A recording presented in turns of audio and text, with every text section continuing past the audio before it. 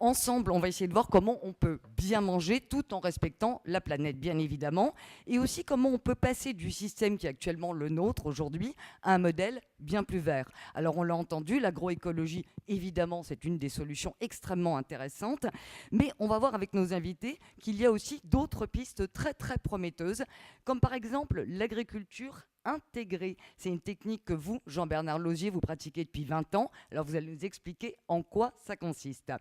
Après les cultures, il y a bien sûr nous, les consommateurs, les mangeurs. Et ça, c'est le domaine de Boris Tavernier. Vous avez créé VRAC. C'est une association qui apporte dans les quartiers populaires des produits bio et pas chers. Ça, c'est vraiment intéressant. Vous allez nous donner vos recettes. Et puis, pour avancer, c'est presque une évidence. Il faut savoir où on va.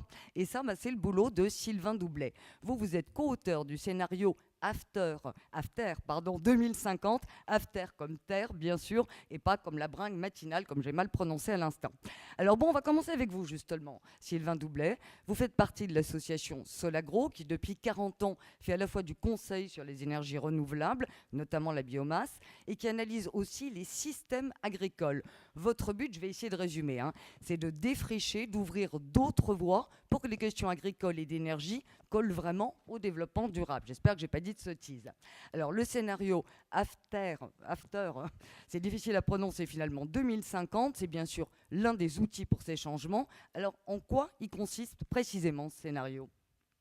Alors, ce scénario, c'est un outil qu'on a créé pour se faire plaisir. C'est-à-dire que ça fait, comme vous l'avez dit, à peu près 35 années qu'on étudie d'autres voies pour l'agriculture et l'énergie et qu'on fait aussi des études d'impact environnemental des systèmes agricoles, qu'ils soient dominants ou alternatifs. Et à force de faire des études d'impact de systèmes dominants, c'est un peu toujours la même chose. Et puis, il n'y a pas grand-chose qui avance. Donc on s'est intéressé à cette question de la transition, comment faire bouger les lignes, et dans un sens qui nous semblait crédible et souhaitable. Donc on a fini par parler à des sociologues qui nous ont dit, si vous voulez faire bouger le système, il y a plusieurs clés.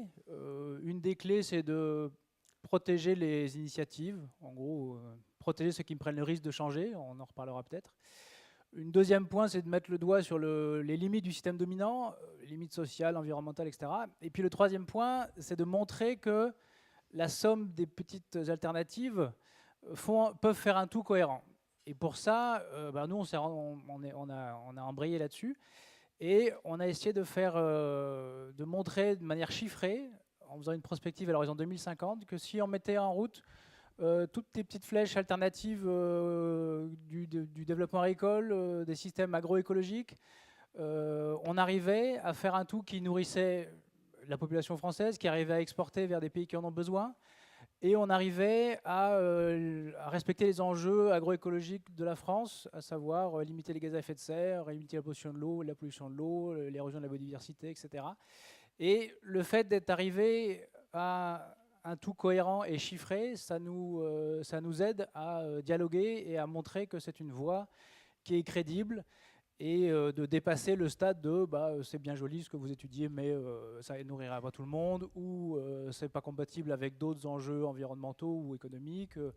Donc là, le fait d'avoir une prospective à l'horizon 2050 chiffrée, ça permet de montrer les leviers d'action qui ont un impact sur les gaz à effet de serre ou sur l'alimentation. Et deux, ça permet de discuter et de soutenir les alternatives qui vont dans ce sens-là. Alors, ça fait un petit peu penser finalement au scénario négawatt pour l'énergie, avec voilà, des grandes lignes. Mais est-ce que concrètement, vous pouvez déjà nous dire certaines choses? On parle par exemple beaucoup, je sais pas moi, du bio. Est-ce que le bio, ça fait partie, je dis pas qu'il y a une formule magique naturellement, mais est-ce que vous pouvez nous donner un petit peu le canevas de ce scénario? Alors, le scénario tel qu'il est présenté et mis sur la table aujourd'hui, c'est l'aboutissement d'un certain nombre d'arbitrages, c'est-à-dire qu'on a identifié quelques grands leviers qui permettent d'arriver à un tout cohérent et qu'on qualifie de désirable. Alors, un des leviers forts, c'est l'assiette. Donc, on a osé lever le tabou de l'assiette. C'est-à-dire qu'avant, quand on parlait, nous, on vient du monde de l'agriculture. Quand on vient du monde de l'agriculture, on parle très peu de l'alimentation et surtout pas de modifier les régimes alimentaires. Donc là, on s'est dit, le régime alimentaire, c'est forcément un levier. Donc, on a changé le régime alimentaire des Français en diminuant un peu la part de lait et de viande, en augmentant la part de fruits et légumes. Les autres leviers sur lesquels on peut jouer, c'est les systèmes agricoles eux-mêmes. Donc on a monté la part du bio en France à 50% de la surface agricole utile. Les autres 50% sont occupés par une agriculture qualifiée intégrée, qui sera présentée un peu plus tard. Les autres leviers avec lesquels on joue, c'est aussi l'import-export. Alors ça aussi, c'est un grand tabou français, hein, la fameuse balance commerciale de l'agriculture française, et c'est quelque chose avec lequel on a du mal à jouer et à discuter. Nous, on s'est permis de jouer avec ce levier, c'est-à-dire réduire les importations de tourteaux de soja et augmenter nos exportations vers des pays qui ont du mal à se nourrir en 2050. Réduire les exportations vers l'Europe pour nourrir des animaux. C'est quand même une très grande partie de l'exportation des céréales françaises. Donc voilà les leviers avec lesquels on a joué. Et puis, comme ça a été présenté dans la dernière présentation, on s'est aussi attaqué à les autres utilisations de la biomasse. Donc ça, c'est en lien aussi avec le scénario Négawatt. Une grande partie de l'énergie de demain sera fournie par de la biomasse, et une grande partie de cette biomasse viendra des systèmes agricoles. Donc l'utilisation de résidus de culture, d'interculture, de biomasse produits par les systèmes agricoles pour nourrir des scénarios énergie renouvelable et sobre aussi en énergie. Donc voilà un peu les leviers sur lesquels on a joué pour arriver à un tout cohérent. Donc il faut pas mollir dans les ruptures, on va dire, mais il faut modifier les assiettes, modifier les systèmes de production. Et puis j'ajouterai un dernier point, c'est qu'on arrive à un tout cohérent sans avoir besoin d'avoir recours à un progrès qui n'existe pas encore. On n'a pas besoin On fait avec l'existant. On fait avec l'existant, simplement on démultiplie les cartes qui existent et on regarde si ça fait un tout cohérent. Alors évidemment, là-dedans, on a mis une petite couche de changement climatique aussi, on a mis une petite couche d'accès aux ressources en eau, on a mis tout ce qu'on savait en agronomie, en protection des sols, etc. Et on a vérifié que c'était cohérent avec les enjeux que la France avait signés en termes de protection de la biodiversité, directive 4 sur l'eau, la future directive 4 sur les sols, les gaz à effet de serre, etc. etc. Et en étant sûr que la somme des alternatives fait un tout cohérent, ça nous permet d'être très confiants dans le fait qu'il faut avancer dans cette voie-là. Et on essaye de transmettre ce message plutôt dans le monde agricole, qui est plutôt le monde dans lequel on vit, qui est très très déconnecté de l'alimentation. Quand on a créé ce scénario, on pensait qu'on allait se confronter avec d'autres scénarios alimentaires, agricoles et alimentaires à l'échelle de régions ou de pays. Il se trouve qu'à part l'INRA qui a fait le scénario Agrimonde, il n'y a pas d'autres scénarios qui existent sur la table qui jouent à la fois sur le curseur nombre de parts alimentaires qu'on peut produire et production agricole à l'échelle de la parcelle. Donc on essaye de faire ce lien entre le monde de l'alimentation et le monde agricole, sachant que la part alimentaire, comme ce n'est pas notre métier, on s'est associé à des nutritionnistes pour voir quelle est l'assiette qu'il faudrait qu'on crée. Et après, on a regardé, nous, quel système agricole pouvait fournir ça, évidemment, des systèmes agricoles qualifiés d'agroécologiques. Oui, c'est une des originalités d'ailleurs de ce scénario, parce que vous êtes les seuls, je crois, à avoir calculé la quantité de nourriture nécessaire par habitant, ce qui est quand même pas inutile. Chacun son assiette. Alors maintenant, je me tourne vers vous, Jean-Bernard Lauzier. Vous êtes donc céréalier, faites aussi de la polyculture, tout ça à côté d'Évreux, dans le sud de l'Eure. Alors j'ai dit tout à l'heure que vous pratiquez une agriculture un peu spéciale, l'agriculture intégrée. C'est quoi au juste ? Oui, bonjour. Donc oui, je suis en fait agriculteur, polyculteur, on va dire, et pas uniquement céréalier, parce que pour moi c'est assez restrictif. Au sud des départements de l'Eure, donc sur une ferme de 80 hectares. Et donc depuis l'année 2000, je m'efforce de mettre en pratique les principes de l'agriculture intégrée. Donc en fait, pour moi, le principe de l'agriculture intégrée, c'est d'essayer de réduire au maximum tous les intrants extérieurs, donc qu'ils soient chimiques de synthèse, engrais de synthèse, mais aussi il y a une réflexion sur les énergies fossiles, sur le matériel, mais sans s'interdire la chimie. Donc c'est là où l'agriculture intégrée, on va dire, c'est un modèle alternatif entre l'agriculture intensive et l'agriculture biologique. Mais c'est un modèle à part entière. C'est pas une transition vers l'agriculture biologique. Non, c'est un vrai choix de votre part. C'est un vrai choix, de ma part. Et quand est-ce que vous utilisez, par exemple, des produits chimiques ? Parce que ça vous arrive, si je comprends bien. Alors en fait, c'est une réflexion globale sur le système d'exploitation.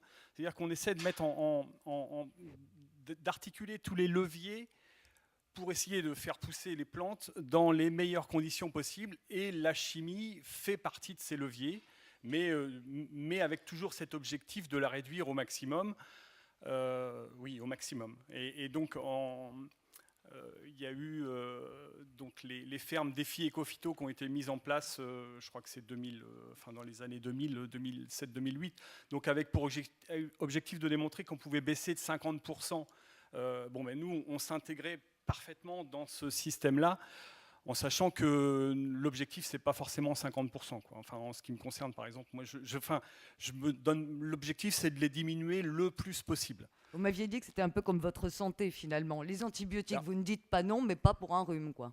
Oui, voilà, en fait, l'approche de mon système de production, effectivement, c'est un peu comme l'approche de ma santé, c'est-à-dire que j'essaie de mettre tout en place pour être en bonne santé, voilà, du sport, une vie à peu près équilibrée, un jardin, etc. Et puis, effectivement, si vraiment un jour j'avais un problème de santé, je ne m'interdis pas d'utiliser la chimie de la pharmacie, quoi. Voilà, les médicaments. Et concrètement, ça a beaucoup changé la manière de travailler. Qu'est-ce que ça a impliqué pour vous, tout ça ? Oui, parce que en fait, les leviers sont quand même surtout agronomiques. Donc ça commence par des rotations de cultures beaucoup plus longues, une alternance de cultures d'hiver et de printemps, des décalages de dates de semis. Par exemple, moi, je viens juste de terminer les semis de blé, là, alors que mes collègues... en gros, mes collègues ils finissent. Enfin, mon repère pour démarrer mes semis de blé, c'est quand mes collègues ont fini, en gros. Donc, ça veut dire aussi qu'on se retrouve complètement dans des systèmes de production marginaux, en fait, quoi. Faut un peu faire abstraction du monde de l'environnement, parce que voilà, moi par exemple le blé, je mélange les variétés de blé, je fais pas des variétés pures, parce que je vais essayer d'utiliser les qualités de certaines variétés qui vont être complémentaires d'une qualité d'une autre variété, etc. On essaie aussi de faire des cultures associées. Donc ça s'approcherait plus de ce qu'on appelle l'agriculture de conservation. C'est-à-dire que, par exemple, sur des cultures de colza, j'associe des févroles et du trèfle blanc. Il y a une complémentarité sur ces cultures-là. La févrole, elle gèle pendant l'hiver après, mais elle m'a apporté de l'azote. Le trèfle blanc, il reste en terre, il couvre le sol, et éventuellement, il va m'apporter de l'azote pour la culture qui viendra après le colza. Enfin, c'est vraiment, on ne s'interdit rien, tous les leviers sont importants, c'est la couverture du sol permanente. Alors ça, c'est encore une fois l'agriculture de conservation qui a mis ça en avant, mais pour moi, l'agriculture de conservation, elle est trop restrictive, il se limite à ça. Moi, j'essaye d'utiliser tout ce qui va aller dans le sens d'un système d'exploitation durable, d'un point de vue environnemental, d'un point de vue social et d'un point de vue surtout économique, parce que quand même, il faut bien manger aussi. Au bout du compte, mais alors quand même, la question que je me pose, parce que vous êtes lancé il y a 20 ans, pourquoi vous avez démarré une démarche comme ça? Pardon, mais c'était pas très à la mode, l'agriculture durable à l'époque. Parce que j'aimais bien faire différemment des autres. Non, parce que j'ai toujours été... sensibiliser, en fait, l'approche première pour moi, elle était environnementale.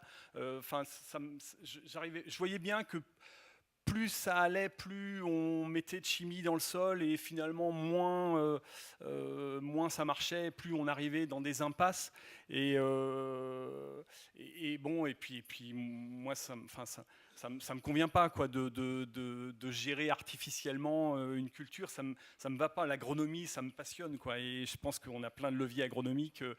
Et je voyais mes collègues qui étaient en agriculture biologique, les bio, qui eux arrivaient quand même, avaient des résultats qui étaient quand même satisfaisants, qui à mon avis sont pas assez complets en termes, on va dire, en termes économiques et en termes de production, mais il y avait une voie intéressante.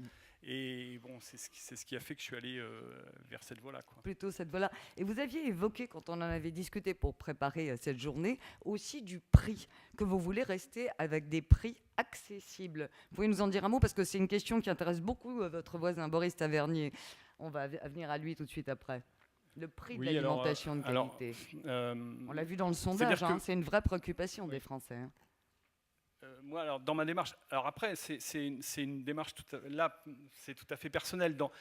Parmi les agriculteurs qui pratiquent l'agriculture intégrée, on n'est pas forcément tous d'accord là-dessus. Moi, je veux que mon produit soit au prix du marché. C'est un des arguments qui fait que j'ai pas envie d'aller vers la bio. Pardon ?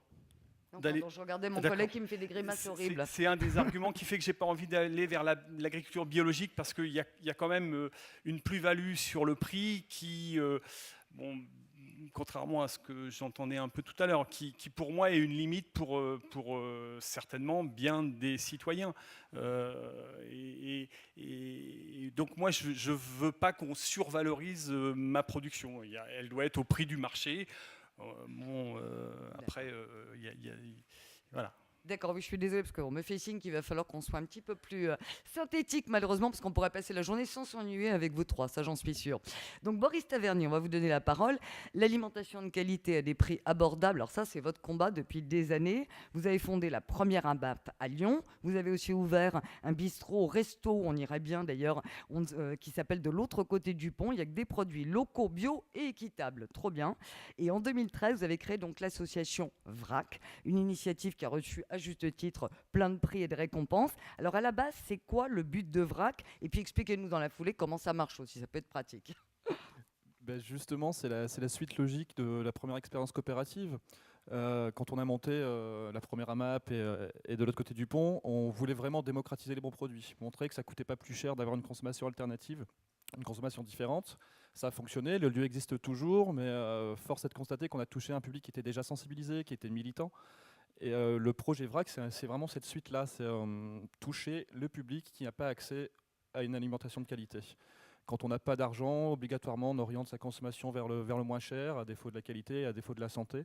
Donc on s'est lancé dans cette aventure de VRAC il y a maintenant 3 ans. Et c'est un fonctionnement assez simple. Comment vous faites? Donnez-nous c'est une recette miracle, ça. C'est des groupements d'achat, donc c'est vieux comme le monde. C'est se rassembler pour pouvoir accéder à des marchés auxquels on ne pouvait pas prétendre. Donc ça se passe dans les quartiers populaires de l'agglomération lyonnaise et dans d'autres villes maintenant. On commence un petit peu à se développer. Où moi, je sers un peu d'intermédiaire.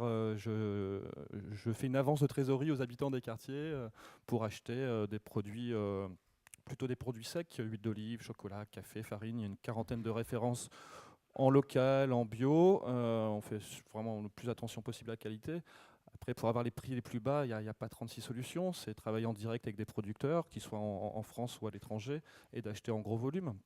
Donc il y a des permanences de commandes mensuelles dans les quartiers, dans les centres sociaux, qui sont des vrais partenaires, qui sont tenus soit par les habitants eux-mêmes, soit par moi ou mon équipe, où les habitants viennent choisir les produits dont ils ont besoin et les quantités dont ils ont besoin. Donc il n'y a aucun critère excluant, c'est vraiment ouvert à tout le monde. Je ne demande pas de feuille d'imposition, je ne demande pas de justificatif de domicile. Donc il y a aussi des gens qui ont les moyens d'aller dans des magasins bio, qui ont flairé le bon plan et qui peuvent en profiter. Mais tant mieux, ça les fait venir dans des quartiers où ils ne mettent pas les pieds. Et ça génère un peu de mixité et ça me permet aussi de faire plus de volume pour tirer encore les prix vers le bas. Donc il y a ces moments de prise de commande qui sont des prises de commande physiques, parce que très peu de personnes ont d'adresse mail. Donc c'est une difficulté de plus à laquelle on pense pas. Il faut vraiment qu'on pense à cette fracture numérique.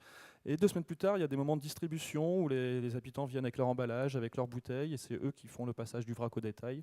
Donc c'est vraiment pas des magasins, c'est pas un service, c'est des groupements d'achat avec les habitants et pour les habitants. Et qu'est-ce qu'ils vous disent, les habitants de Meaux? Ils sont contents, les premiers concernés, les habitants des quartiers populaires?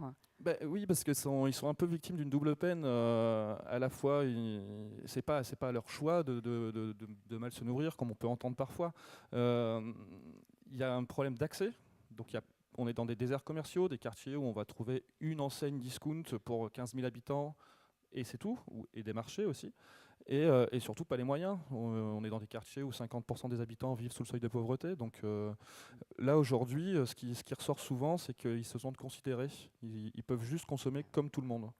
Donc c'est pas grand chose, mais c'est déjà énorme. Ah oui, et il y a une petite vidéo justement sur VRAC qui montre une jeune femme qui explique très bien que ça lui rappelle son enfance à la campagne. Et c'est très joli. Alors une dernière question à vous trois, parce que je trouve que c'est important. Donc maintenant qu'on a vu tout ce qui est un petit peu possible, et c'est très enthousiasmant, vos 3 exemples, tous les 3. Donc quels sont, d'après vous, les freins, mais aussi les solutions pour justement basculer dans ces modèles beaucoup plus vertueux? Et donc je reviens à vous, Sylvain Doublet. Donc pour vous, quels sont aujourd'hui à la fois les freins, mais j'allais dire les leviers qui peuvent fonctionner pour que ça change enfin? Alors, sur la partie que je maîtrise le mieux, c'est-à-dire la production agricole, le principal frein, c'est un peu la sociologie et le monde dans lequel vivent les agriculteurs. La plupart des gens qui ont fait les transitions, comme M. Lauzier, ils ont à peu près tous le même profil, c'est-à-dire c'est des autodidactes qui ont la capacité de résister aux commentaires de leurs voisins, de la coopérative qui ne veut pas qu'on mélange les céréales, etc., etc. Donc ça, on trouve toujours quelques pourcentages de gens qui ont les épaules assez larges et qui ont l'envie de faire différemment. La question, c'est comment on fait pour passer de 1% à 30 ou 40%, avec, on le sait très bien, pour faire bouger tout ça, il faut que plusieurs acteurs bougent ensemble. Alors, si on va de la partie parcelle à la partie début de l'agroalimentaire, s'il n'y a pas une coopérative locale qui... alors, je parle vraiment de volume de production important. Hein. S'il n'y a pas une coopérative qui ouvre un nouveau silo pour mettre des protéagineux, il y a peu d'agriculteurs qui vont en faire. Et puis sur le terrain, si on sort du système dominant, on perd tout le conseil technique, puisque le conseil technique sur les rotations, sur l'accompagnement du colza avec une légumineuse, il n'existe pas dans les instituts techniques, ou très peu, et encore moins à l'échelle des coopératives qui sont le principal relais technique des agriculteurs. Donc ce qu'on apprend, c'est que voilà, on pose la question, qui peut prendre le risque de changer ses pratiques? Alors, il y a ceux qui ont suffisamment de volonté et qui ont remboursé une grande partie de leurs emprunts d'installation. Et puis pour les jeunes ou pour ceux qui ont un peu peur ou à qui on fait peur, parce que quand votre banquier vous dit voilà, pour rembourser votre emprunt, vous avez intérêt à produire et puis essayez pas de faire différemment parce que vous allez vous planter. On a dit que l'agroécologie, ça prenait du temps long. Donc je dirais un des leviers importants à l'échelle de l'agriculture, hein, de l'acte de production, c'est protéger ceux qui prennent des risques de faire autrement. Alors ça peut se traduire. Alors l'agriculture biologique a résolu ce problème avec une période de conversion qui est et puis des prix qui sont rémunérateurs, mais pour toute autre forme d'agriculture, il faudrait inventer des contrats de conversion à l'agroécologie qui soient couverts, où la société couvre le risque au nom de tout un tas de valeurs positives pour tout le monde, où la société couvre le risque pendant laquelle l'agriculteur change de cap, change de transition. Et ça ne marche. Alors ça, c'est un point. Et l'autre point, c'est que si à l'échelle des territoires, les coopératives agricoles n'embrayent pas et l'agroalimentaire après n'embraye pas, changer de production si elle ne trouve pas de circuit de distribution derrière, ça ne marchera pas non plus. Donc il faut que plusieurs acteurs bougent en même temps pour que ça avance. Oui, une vraie convergence avec des politiques publiques donc pour soutenir tout ça. Le scénario After 2050, on l'achète en librairie, on le trouve sur Internet, comment on peut le voir? On peut l'acheter directement à moi en liquide, sinon il sera... Alors ça fait 3 ans qu'il est en cours de développement et qu'il est de plus en plus robuste année après année. Là, on vient de sortir la nouvelle version qui descend à une échelle régionale et qui sera disponible numériquement sur le site de Solagro. J'ai la dernière mouture de la plaquette dans mon sac, donc on va dire pour Noël. Ah bah formidable, un joli cadeau. Alors ne lisez pas ça le soir, hein, c'est chargé en chiffres. Hein, quand même. Mais bon, je vous expliquerai comment on fait de la com, ça va pas du tout. Voilà. Donc lisez-le hein, surtout. Donc maintenant on repasse à vous Jean-Bernard Lauzier. Pour vous, alors quels sont donc à la fois les freins et aussi les leviers qu'on peut utiliser pour changer? Eh bien, en fait, alors nous, depuis 2000, tous les ans, on s'efforce de présenter nos résultats économiques et de les échanger et essayer de les vulgariser.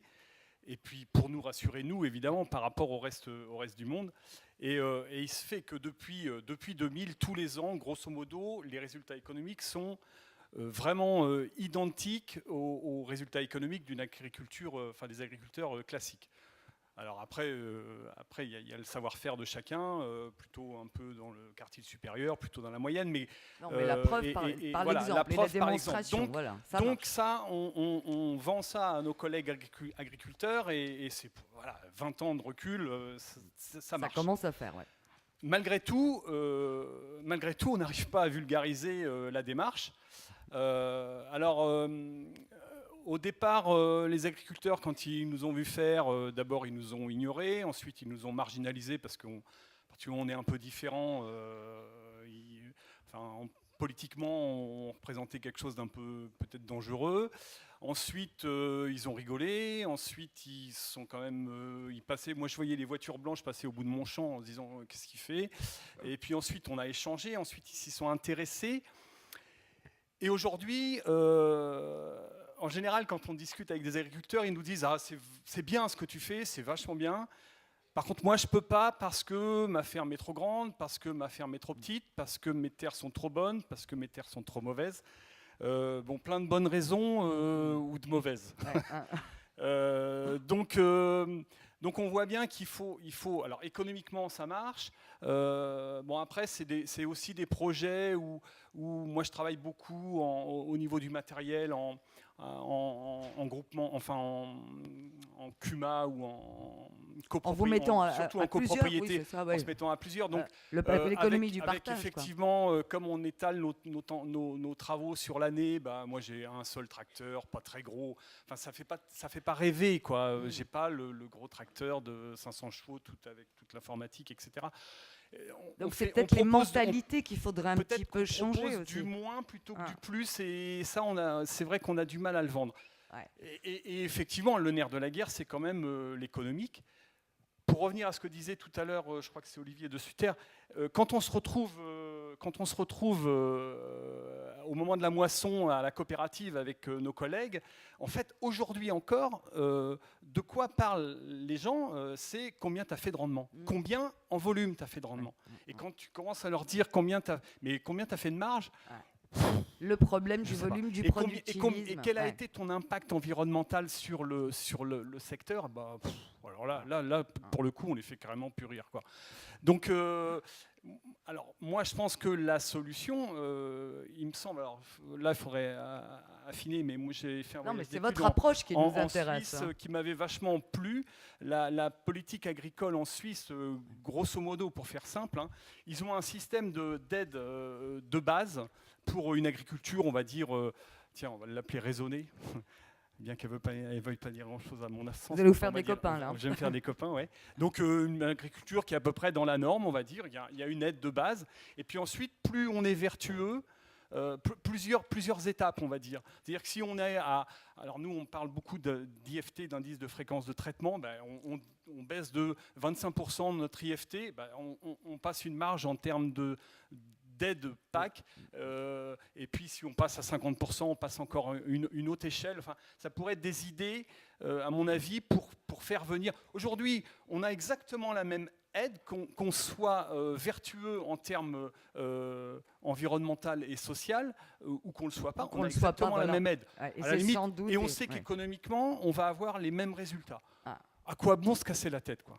C'est ça. C'est pour ça qu'effectivement, c'est très intéressant parce que c'est une piste concrète et réaliste. Oui. Alors, vous avez le redoutable honneur, Boris, de boucler un petit peu ce plateau, Boris Tavernier. Donc, pour vous, quels seraient finalement, pareil, un petit peu à la fois les freins et puis les leviers? Alors, vous, c'est plus finalement pour que tout le monde puisse accéder à une alimentation durable, parce que vous êtes au bout de la chaîne, finalement.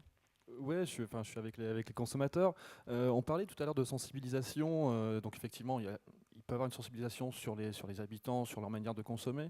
Mais moi, je vois, en tout cas dans les quartiers dans lesquels je suis, beaucoup de personnes issues d'immigration qui connaissent les bons produits, qui ont vécu à la campagne et qu'on stigmatise encore aujourd'hui de mal bouffer.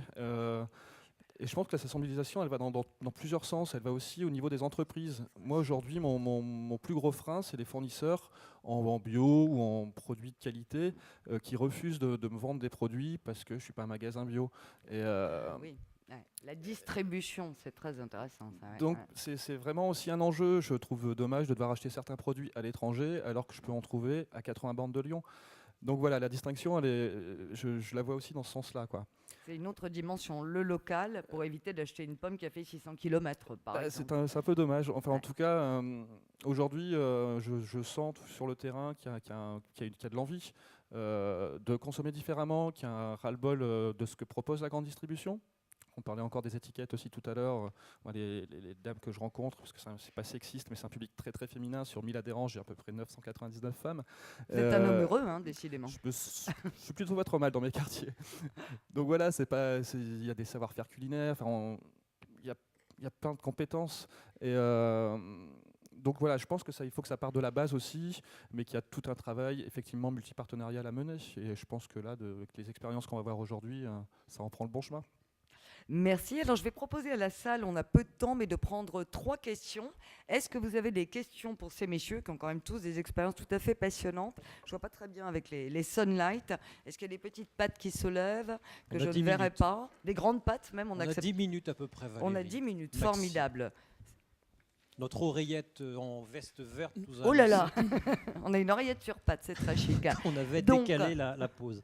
Est-ce qu'il y a des questions sur le système VRAC? Donc, comment apporter de l'alimentation bio de qualité dans les quartiers populaires? On a le scénario After. Non, j'y arriverai jamais, je crois. After. On va changer le nom, merci, c'est gentil, rien que pour moi. Chère Valérie, 2050. le Conseil économique, social et environnemental, en présence de Cécile Claverol, qui est déjà debout, le micro en main, a donc déjà une question. Formidable, Cécile. génial. Merci Frédéric, je n'ai même pas besoin de me présenter. Donc le Conseil économique, social et environnemental travaille justement en ce moment sur un avis sur l'agroécologie. Et en fait, il me semble, notamment à entendre M. Lauzier, qu'on oppose peut-être des termes en mettant... Enfin, je pense qu'on met à peu près tous la même chose sous le terme. Alors, il y a effectivement des différences chimie, pas chimie, mais à segmenter, à opposer, comme on le fait, les termes agriculture de consommation, agriculture intégrée, de conservation, pardon. Lapsus. Joli lapsus, Cécile. Joli lapsus. Agriculture intégrée, agroécologie. Je pense qu'on ne travaille pas à ce qu'on veut faire au final. Et je pense qu'on pourrait éviter d'opposer tout ça, parce que les objectifs que l'on a derrière tous ces termes, me semble-t-il, sont les mêmes. Quand on parle de respect des sols, de limiter l'érosion, etc. Est-ce que vous partagez ce point de vue ou pas? Merci. Jean-Bernard Lauzier, s'il vous plaît. Oui, tout à fait. Je dois vous dire que moi, je m'y perds un peu aussi. Donc, je ne sais plus ce que je dois dire, si je fais de l'agriculture durable, de l'agroécologie, de l'agriculture intégrée, de l'agriculture paysanne. Ouais, je m'y perds. Mais en fait, moi, ce qui m'importe, en fait, surtout, c'est d'avancer dans cette démarche-là. Alors après, le nom. Parce que, c'est vrai que la démarche agriculture intégrée, qu'on appelle intégrée, alors l'intégrée, c'est peut-être plus une démarche technique, agronomique, on va dire. Elle est plus restrictive, peut-être, dans son terme générique. Et pour la petite histoire, à la Chambre d'agriculture de l'Eure, les premières années, ils nous ont bien aidés.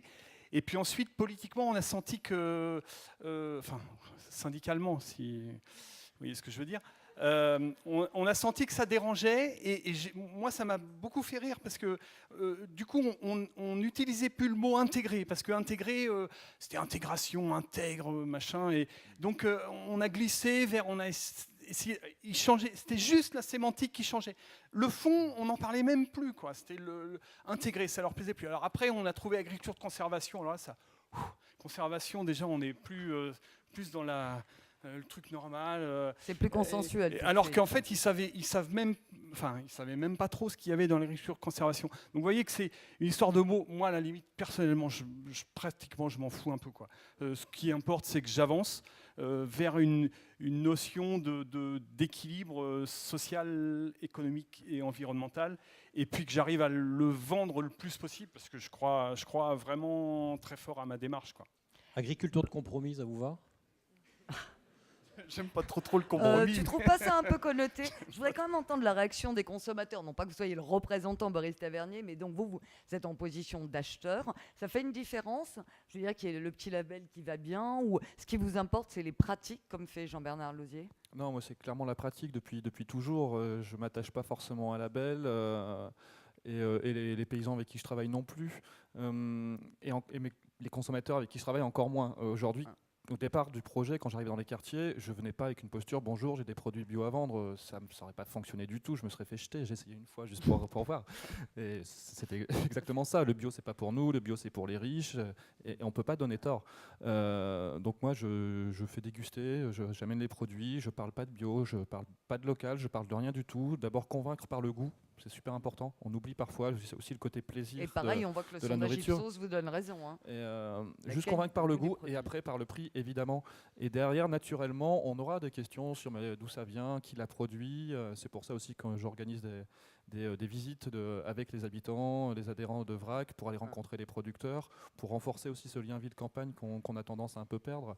Donc non, moi je ne m'attache pas du tout à la belle. Si je sais comment les paysans travaillent, je les ai rencontrés, je travaille avec eux depuis 10 ans, donc ça me suffit comme rapport de confiance. D'accord. Une autre question peut-être? Ah, je vois monsieur. Bonjour. Est-ce que le micro marche? Oui, bonjour. Je m'appelle Yann Mauchamp et je suis porteur de projet à La Paillasse, à Paris, rue Saint-Denis. Une question pour Boris. J'aime beaucoup ce que vous faites. J'ai appris ça hier midi et je remercie Chloé de m'en avoir parlé. Et je voulais vous poser une question par rapport à la résistance au changement ou à la résistance des producteurs à vous livrer des produits parce que vous n'êtes pas une enseigne bio. Est-ce que vous pensez que... Enfin voilà, je voudrais que vous nous disiez un peu plus là-dessus. Est-ce que les enseignes menacent ces producteurs au cas où ils vous vendraient des produits? Qu'en pense le producteur à côté de vous? Alors, ça m'intéresse ce sujet. Alors, je ne sais pas s'il y a des menaces. Ce que je sais, c'est que c'est dommage parce qu'en termes de responsabilité sociétale de l'entreprise, ces fournisseurs permettraient à des habitants de consommer des produits qu'ils ne consomment pas. Je travaille notamment avec un gros fournisseur de compotes, on va faire un peu de publicité, qui s'appelle Charles et Alice, qui peut travailler avec des produits sans sucre ajouté, avec des produits bio. Ils ont très bien compris. Je leur achète 2 ou 3 palettes tous les 2 mois, et eux, ça leur va bien. Ils me font le tarif bas. De toute façon, ces produits-là, ils ne les vendraient pas dans ces quartiers. Donc c'est gagnant-gagnant. Donc je trouve ça plutôt dommage, cette réaction effectivement de certains fournisseurs qui refusent... Mais je ne sais pas s'il y a des pressions. Je sais pas. Aujourd'hui, je ne sais pas. Il y en a par la grande distribution chez certains, c'est évident, qui ont des contrats d'exclusivité plus ou moins légaux.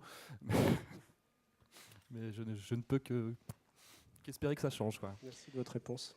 Il y a une question derrière. Madame, présentez-vous, bonjour. Bonjour. Moi, je suis Perrine Tavernier, je suis chargée de mission agriculture et agroalimentaire dans la Bio-Vallée, dans la Drôme. Et ma question s'adresse aussi à Boris Tavernier, à savoir quel est le modèle économique de VRAC et la structure juridique aussi. On n'est pas de la même famille, hein, sinon elle ne m'aurait pas posé une question aussi méchante. J'aime mieux ça, Boris, j'aime mieux ça. Le modèle économique, c'est vraiment une question qui revient très très régulièrement. C'est un problème qu'on n'avait pas il y a quelques années. Les assos pouvaient dépendre de financement sans que ça pose problème. Aujourd'hui, on est obligé, en plus de répondre à un besoin social, de trouver de l'argent. L'asso est financé par des bailleurs sociaux. Il y en a 5 en tout cas sur l'agglomération lyonnaise qui financent le projet, et aussi avec le soutien de la Fondation Carasso et de la Fondation Abbé Pierre. Et je passe aussi beaucoup de temps à chercher de l'argent et passer du temps à remplir des appels à projets, à défendre ce qu'on fait sur le terrain. C'est aussi pour moi un modèle économique. Très rapidement, parce que malheureusement on est pris par le temps. Ici. Oui. Pardon. Oui. Il y avait une 4e question. Là. D'accord. Madame. Bonjour, Cyrielle Danartic pour le réseau Action Climat. Merci beaucoup pour vos interventions. Moi, je me pose souvent la question de la massification. Effectivement, des exemples comme ça, on en a besoin pour montrer que ça marche, pour montrer que c'est possible. Après, alors moi, je me questionne plutôt sur le côté consommation que sur le côté production. C'est plus ce que je connais. Du coup, pour la massification, quel serait votre point de vue sur le type de politique à mettre en place? Il y a un grand panel qui existe. Ça peut aller des indications prix au niveau de l'achat, en passant par l'étiquetage environnemental, par la politique nutritionnelle du ministère de la Santé, par exemple, à travers le PNNS. Mais voilà, il existe tout un tas de politiques nationales qu'il serait possible de mettre en place, mais pour du coup permettre de multiplier ce type d'exemples de terrain tels que vous nous l'avez décrit. Alors ça, je pense que la question, c'est clairement pour Sylvain Doublet, parce que là, effectivement, pour vous, quelle serait... Boris, c'est moche ce que vous faites, je vous ai vu. On ne se débarrasse pas de la question compliquée auprès du petit camarade, genre j'ai eu très peur. Non, mais plus sérieusement, Sylvain Doublet, vous avez effectivement travaillé sur tout un tas d'hypothèses, enfin, c'est plus que des hypothèses, des pistes d'ailleurs, plus que très sérieuses pour avancer. Donc, comment ça peut s'articuler, tout ce que disait Madame à l'instant? Eh bien, c'est très simple. Merci Cyrielle. Vous avez 2-3 heures devant vous, ça va être rapide. Oui, ça va être facile. Il est clair qu'il faut que plusieurs acteurs bougent en même temps et de manière coordonnée. Après, tout ce qui a été dit ce matin, c'est qu'il n'y aura pas de réponse unique. Moi, je crois beaucoup en la commande publique et la restauration collective, et je crois beaucoup au levier santé. C'est-à-dire, ce qui vraiment fait bouger les gens, c'est quand leur santé est en jeu. Donc, quand on a fait tous les liens entre pratiques agricoles et tous les systèmes alimentaires et santé, on verra apparaître des gros points rouges. Le dernier dossier qui est sur la table, c'est les pesticides dans l'air. Celui-là, je pense que quand on aura mis le doigt dessus, fait les premières quantifications, on verra vraiment les limites du système. Et quand les gens sont touchés sur leur santé, c'est vraiment ça qui fait bouger les choses. Et dans les idées qui ont été présentées ce matin, il y a la notion de démocratie alimentaire qui m'a beaucoup plu, et qui est peut-être l'idée qui manquait dans tout ce panel d'initiatives, de vraiment faire des conseils alimentaires territoriaux. Ça, c'est plutôt pour l'aval. Côté amont, je crois beaucoup en l'application d'acteurs comme les coopératives, qui sont vraiment une clé du système, qui sont capables d'acheter des gros volumes et du coup de représenter pas mal de surface sur un territoire. Alors après, le modèle économique des coopératives est aussi un point de blocage, même si c'est un outil aux mains des agriculteurs. C'est des coopératives qui aujourd'hui ont des modèles économiques qui sont basés sur la vente d'intrants, azote et produits phyto. En zone céréalière, le modèle économique, les coopératives font plus de 50% de leur chiffre d'affaires sur la vente d'intrants. Donc là, il va falloir découpler le modèle économique des coopératives de la vente d'intrants. Et on voit quelques initiatives très intéressantes, notamment la vente de conseils agronomiques, c'est-à-dire des structures privées qui vendent pas des intrants, mais des conseils agronomiques pour accompagner des agriculteurs vers... alors ça se développe très bien dans l'agriculture de conservation. Et ça, je crois que c'est un modèle qui peut être très porteur, à la fois pour les coopératives, à la fois pour les chambres d'agriculture, qui sont un opérateur très important, mais qui font plus de conseils agronomiques, qui pourraient revenir là-dessus. Et puis, si on descend encore une fois sur le terrain, la notion d'agriculture de groupe, refaire des groupes, refaire des CETA, apprendre à travailler ensemble sur un même terrain. Et puis, dernier point, on a un formidable outil en France qui s'appelle l'INRA. Donc, on a un outil de recherche agronomique phénoménal qui commence à refaire vraiment de la recherche participative en se mettant au service d'agriculteurs sur des territoires. Et là, je pense des groupes d'agriculteurs qui sont accompagnés par un référent recherche sur quelques questions pointues qui se posent, ça peut permettre de sécuriser des transitions et démultiplier les systèmes. Merci vraiment 1000 fois, messieurs. Je pense qu'on peut les applaudir parce qu'on a appris plein de choses.